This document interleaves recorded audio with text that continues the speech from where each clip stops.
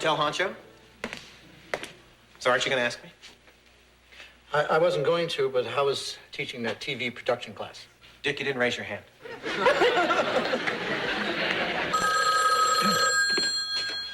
Hello, Stratford Inn. Oh, hi, Bev. Michael? Yeah, he's standing here waving his arms and making faces. Hi, Bev, finally tracked you down. Yeah, I know. I promised you ideas for that new time slot, and I've got scads of them. Yeah, but Dick's been all over my back this week about Vermont Today. Well, you know these stars. Oops, Dick's making outrageous demands. Even as we speak, I gotta go. Michael, don't use me as an excuse for ducking Bev. Gee, Dick, you weren't eavesdropping. Hi, Nanny. Your professor's here. Michael, nannies can be old. I like your dessert nicknames much better. It's file. Oh, and before we go, Cupcake, I've got kind of a favor to ask you. Well, it's not the way we usually do things, but go ahead. Well, I was just wondering if you'd come with me to class on Thursday. I thought one way to get those kids really sparked on TV production would be to show them the kind of chicks we producers get. I guarantee you oodles of envy. Oh, Michael, you're such a salesman. Let me get my coat, and we can go shopping and show those kids the kind of outfit a producer's paycheck can buy. You scratch my back, I clothe yours. And, Dick, don't be jealous. I haven't finished handing out the classroom favors yet. Well, now that producer's chick is gone, what's left? Type this on your resume. Guest lecturer. Those kids are just drooling to hear from a small market talent. So can I pencil you in? Oh, Michael, you're such a salesman.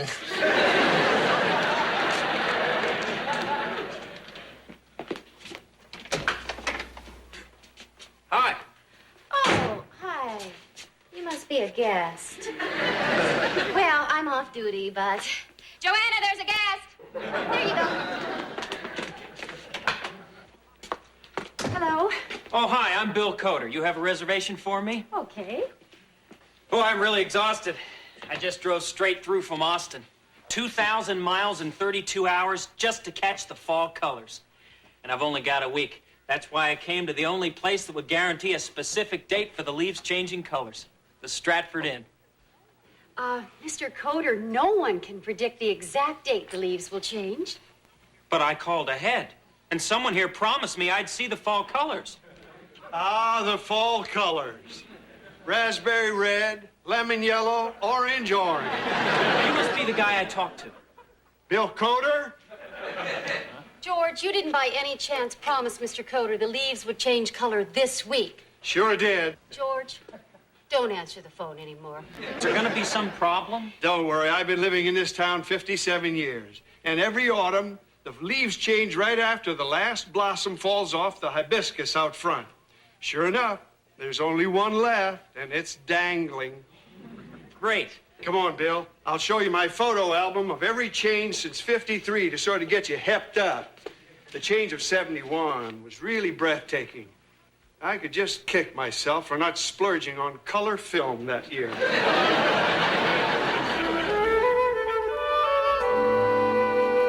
So, summing up my philosophy, I say, forget PBS, just go for the bucks. Steve, are there any openings at your station, Mr. Harris? Well, Steve, as I told you at the last class and over the phone yesterday, no. Any other questions? Mr. Harris, is the TV producer's job as great as you've been telling us? Generally, it's great. But it has its rough spots. Like every 10 years or so, television buckles under to the outcry for quality programming from small bands of snobby elitists. Your best bet during these periods is to just lay low, because eventually the viewing public will stand up as one and say, we want a chimp show. I have an idea for a show about a family torn apart by divorce, but it could work just as well with chimps. Mr. Harris, I've been working on a script about the struggle of living with agoraphobia. Now, see, that's a perfect example of the trouble with TV movies lately. They've been so busy glorifying trendy diseases and torching spouses on their certas that they've forgotten to have fun. So, in your professional opinion, Mr. Harris, what does make a good television movie? Simple. You just reunite the cast of any 70s sitcom or family drama, for a wedding or a funeral, depending on the health of the older actors. And you've got yourselves a 2-hour through the roofer. Your biggest problem is recasting the holdouts, but sometimes God is with you. For instance, when they went to redo What's Happening, the entire cast was available. You know what I think television really needs? More heart. Exactly my point. What's got more heart than Keith, Danny, all the Partridge Kids reunited to sing at the wedding of their mom, Shirley, to Reuben Kincaid? Not television heart. Normal people with real concerns. Why not a citizens forum? Sort of an electronic soapbox. Yeah. Any chance, Mr. Harris? It lacks something. Some twist. Maybe if you cast Audrey and Judy Landers as the real people with... Maybe Jimmy Osmond heading up the house band. You're missing the point, Mr. Harris. Oh? I think my success as a producer speaks for itself. And I say, Landers or not, you've got yourself a yawn fest. Oh, are you here to clap the erasers? Only kidding. It's our guest celebrity, Dick Loudon of Vermont today. Michael, I think I've brought their envy to a peak, so I'm going to go now. I wish you all lots of success.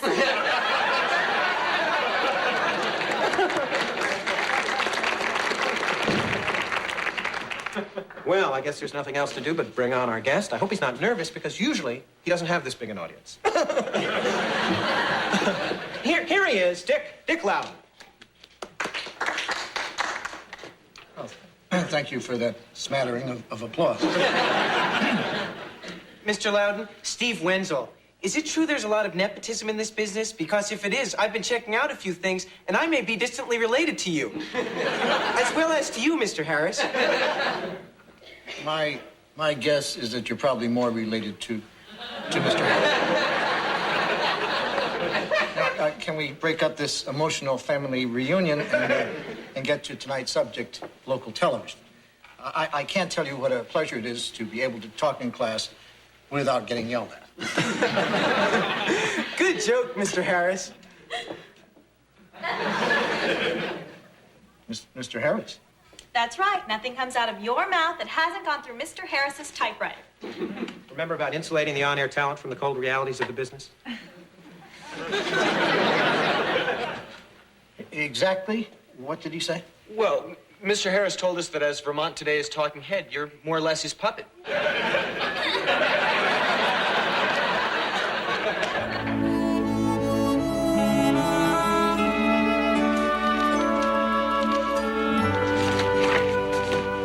Michael, last night was without exception the most humiliating of my life. Especially that part about me being your puppet. Dick, put the past behind you. We've got a production meeting to do here. So this puppet, it should look a lot like Dick. Is Michael here?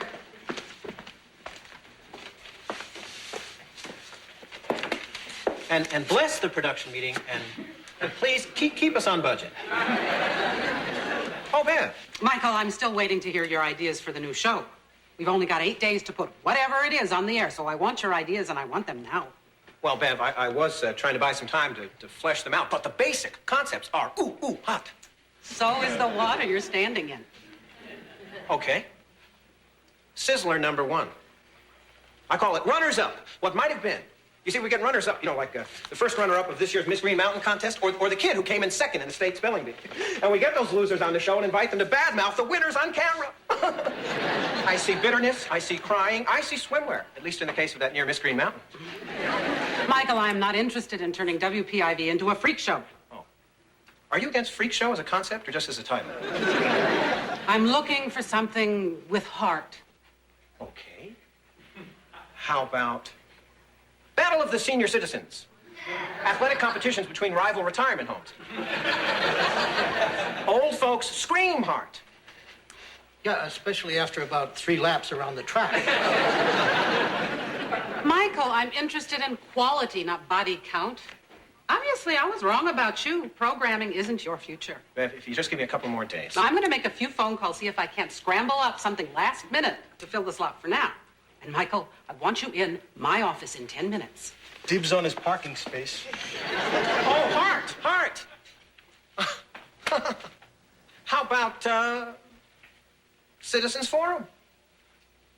Real people? Real gripes? Nah. I like it. Kind of an open microphone, man on the street. What's your beef? Michael, I never thought I'd say this about one of your ideas, and it worries me. But I like it too. Well, it's kind of rough, but I know I can make it work. I mean, picture the Landers sisters as the real people. I'm not worried anymore. Michael, it was perfect the way you first said it. Simple, uncluttered television with heart. We can have it on the air by Saturday. Congratulations. That it's just I don't feel right pitching this show. I mean, it's just you put a lot of pressure on me. Obviously, you work best under pressure. Red, I agree with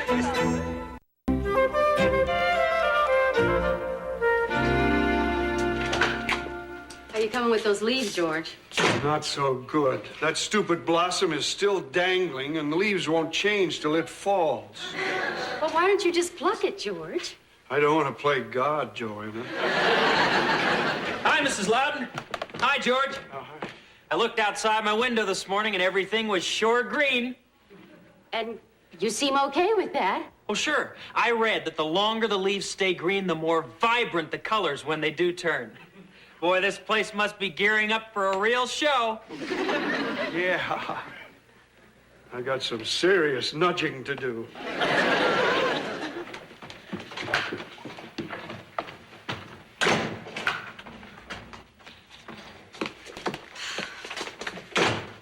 I'm sorry, Steph.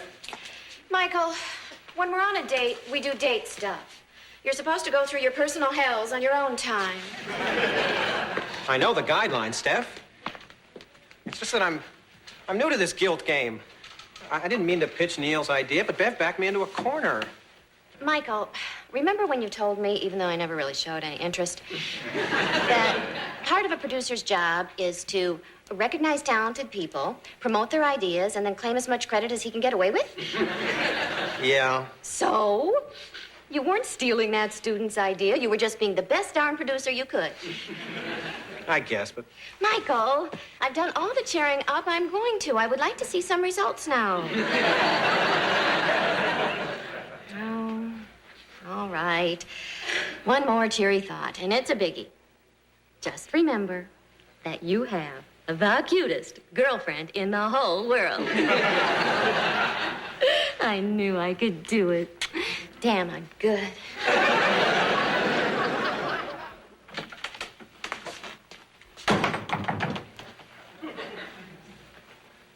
Dickie, you got a Momo for a man-to-man, heart-to-heart?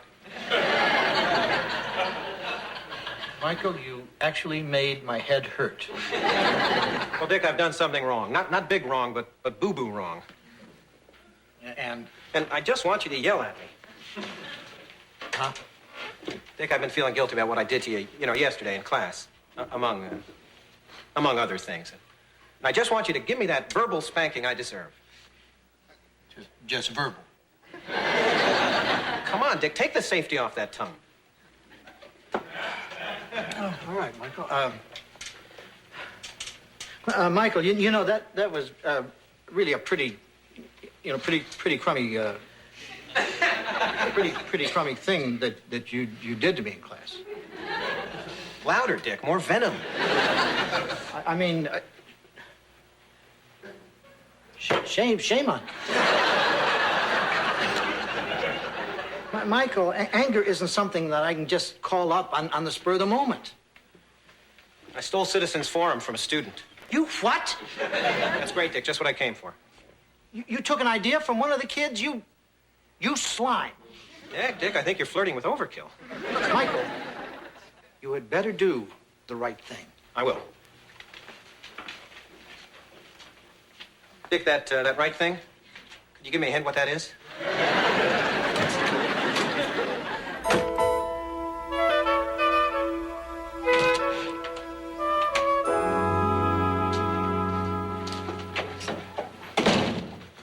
it's time for class. 7 o'clock, 6 Central. Well, before we get started, why don't you hand in your homework assignments? I can't wait to read your ideas for a spin-off for Barney Rubble. Just pass them forward. Well, I guess Barn didn't spark anyone. We saw the promo for Citizens Forum last night. You know something funny? Right after I sold Citizens Forum to the station, I couldn't shake the feeling we'd discussed something similar in class. You stole that idea from the class. Well, no, I don't think it's quite that simple. You know how it is when a group of people are brainstorming. After a while, you just sort of forget who came up with the idea in the first place. It was Neil. Way to go, Neil. I want you to know I'm gonna do the right thing. I'm gonna make sure you get the recognition you deserve. Let's hear it for Neil. That's not enough. Well, what do you want from me? You know, Neil's not the only one who suffered here. I was feeling so guilty the other night about Neil that it completely ruined a date with Steph. So then I felt guilty about Steph. Right, when I felt guilty about Steph, I apologized to Steph, so maybe I should apologize to Neil. Is that it? Is that the right thing? It's worth a try.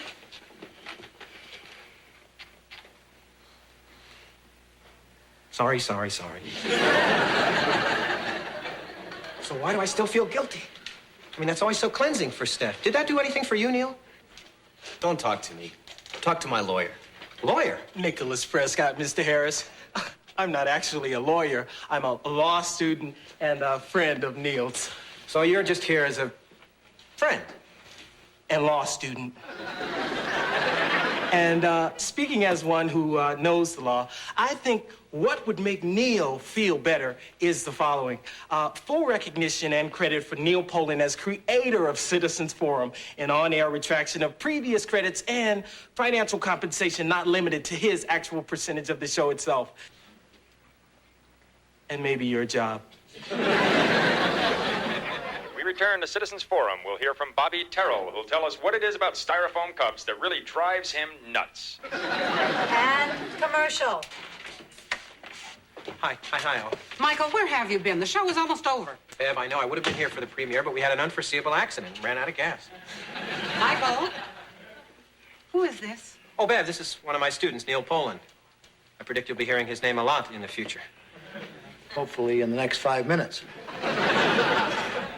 Don't worry, Dick. I'm going to fess up right now. Everybody. How's it going? It's terrific. Really? Yeah.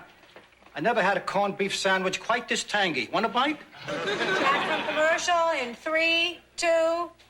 Styrofoam cups. Modern convenience or Satan's chalice?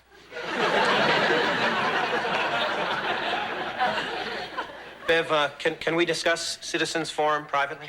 Michael, I'm sure it can wait until after the show. Bev, actually, I think this is something you want to discuss before we roll credits. Bev. Nice frock. And did I mention that Neil is the kid who inspired me to create Citizens Forum? by coming up with the premise, the format, and the title. You stole the idea? Of course not, Bev. Neil's lawyer friend said the proper phrase is unlawful appropriation. Oh. But Bev, the important thing is I told the truth, and the guilt is gone. However, it's rapidly being replaced by fear for my job. But I'm sure that fear will be gone in a minute, right, Bev? Once again, dynamite dress. Miss Stutton, you've got to come quick. The whole switchboard is lit up. Both lines? People really love the show, huh? No, they hate it. 23 calls, and they all feel they've got real problems and just wish our people would quit whining about their own petty complaints. Vern, the gopher, meet Neil, the creator of Citizens Forum. But I thought you... Hey, Mark, did you meet Neil, the creator of Citizens Forum? You know how it is when a group of people are brainstorming, and before long, you forget who came up with the idea. It was Neil. Dick, you were right. I told the truth, and I feel great. His show.